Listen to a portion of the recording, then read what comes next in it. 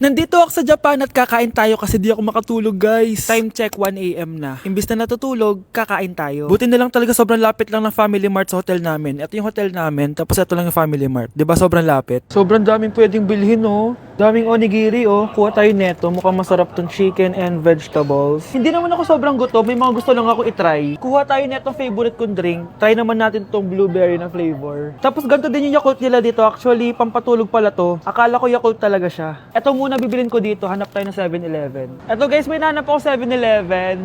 Parang masarap to, oh. Mukha siya lasagna. Tikman natin. Dito na lang natin siya kainin sa labas. Parang fantasy din kumain dito sa kalsada nila. Sobrang safe dito sa Japan, promise. Unahin na natin tong sushi.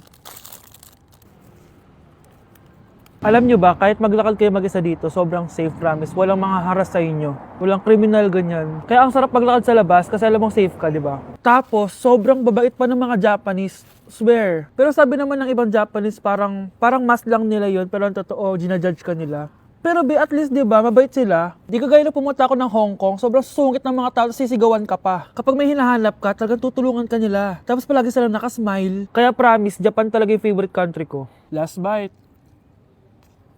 Okay, next natin tong parang lasagna. Guys, sobrang bango. Sobrang sarap ng itsura niya. Tikman na natin.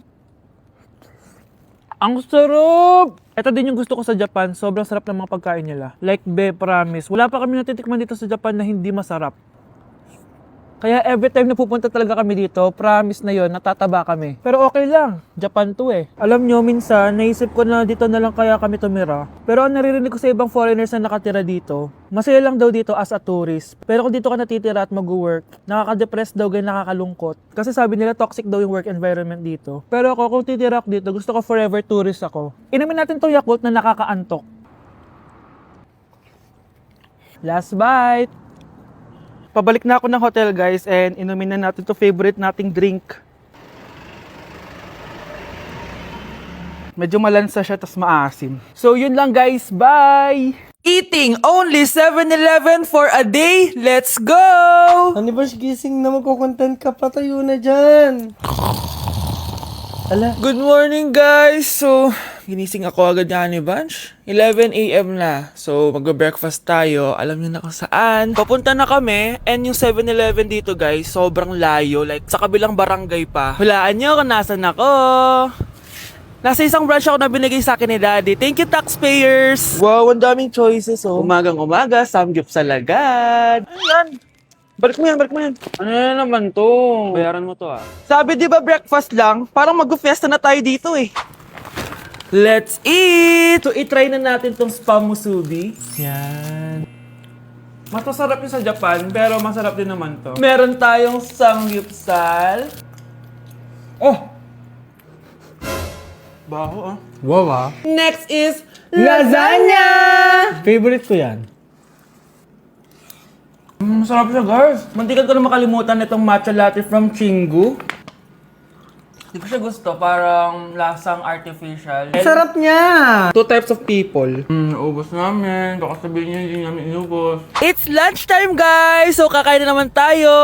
Bosh, gusto ko ng pad thai. Hindi po, ate! Kaya nga 24 hours 7-Eleven challenge. May kinikrave na akong ibang pagkain, pero 7-Eleven pa rin tayo, guys. Malay mo may pad thai sa 7-Eleven. 7-Eleven. Let's go! Excited na akong kumain. So, nandito na tayo sa second branch ni Daddy. Yes, kung di tatanong, guys, contractor po yung tatay ko. Tara. Wow, parang sarap nito. Ano na naman to? Bakit ang dami na naman? Ate yung kinuha ko kasi patay gutom ako. Water check. Mountain Dew Zero check. Another mukbang. 100 kilo challenge. Tinahin natin Tong Gogi Mandu. Ganito yung tsura niya, parang siyang siomay. Sarap! Dito ko lang to natitikman. Wow, ang daming laman. Liempo. Sa akin, chicken. Kimchi rice talaga? Bumili din pala ako ng laing. Laing.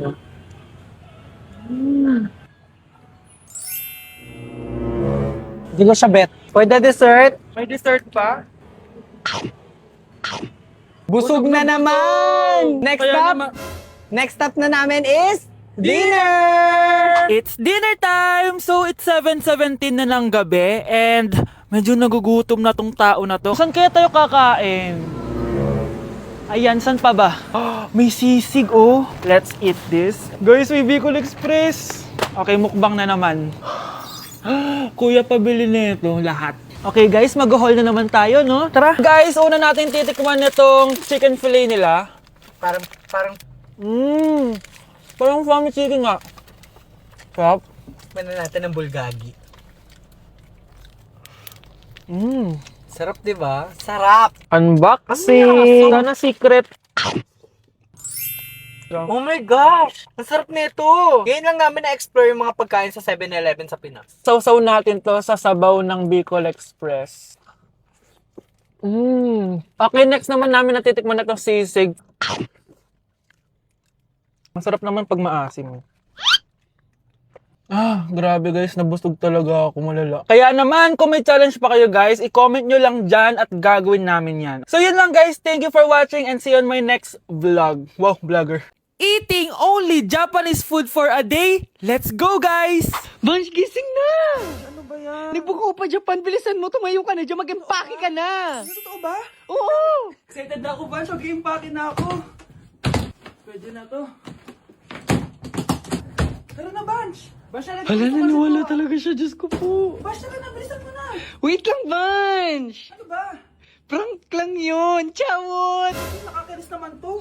Pero may challenge ako sa'yo. Ano na naman yan? Eating only Japan foods for a day. At kapag nasucceed mo yon, pupunta tayo ng Japan. Tabi mo yan Tara! Good morning, guys. So, it's currently 10:08 a.m. and magbe-breakfast na tayo. So, hanap tayo ng Japanese food.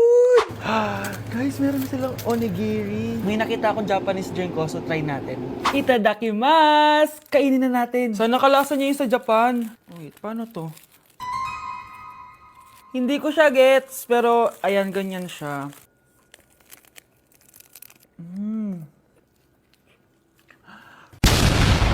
Pasabog! Kainin naman natin to kasi ako nagpabili nito. Itong bulgagi.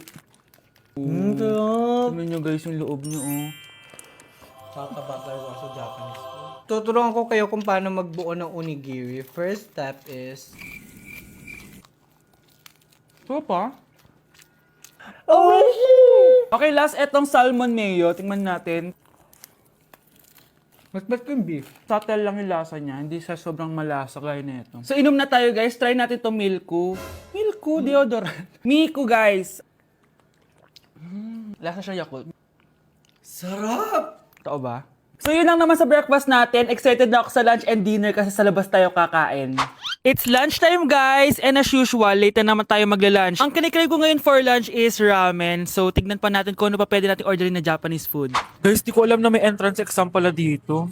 Di pa naman ako nag-review. Usually guys, minamax ko lahat to. Papamax ko sa kanya lahat, pati yung spice para may challenge. Tara! Guys, dumating na yung karaage. Oh my. Oh my God, ang sarap. Guys, nakikita nyo ba to? Kaya black yung kulay nito kasi squid ink daw yung ginamit dito. Weird siya pero masarap siya, gets. Sarap. So meron din siyang beef. Wow. Sobrang malasa siya, guys. Kung di pa kayo nakakatikim ng ramen, guys, ano pang ginagawa nyo? Bumili na kayo. Mukha lang siyang hindi nakakatakam pero masarap siya. Grabe, namimiss ko na yung Japan kasi palagi kami nag-ramen dun eh. Craving satisfied naman ako and excited na ako sa dinner guys. So next stop, dinner naman. So let's go! It's dinner time guys! Medyo busog pa ako pero kaya natin to. So tara, pasok na tayo and mag-order na tayo ng Japanese food. Let's go! Itadakimasu! Favorite namin to ni Haneban. Sobrang sarap nito guys. Sushi siya na may malaking salmon. Tas ang sarap, promise. Sausaw natin siya sa sauce. Bigyan mo ako ng best reaction mo. Nag-order din kami ng California Maki. Nag-order din ako ng yakiniku doon. Ayan ang tsura niya. Sarap niya, oh. Guys, tignan niyo.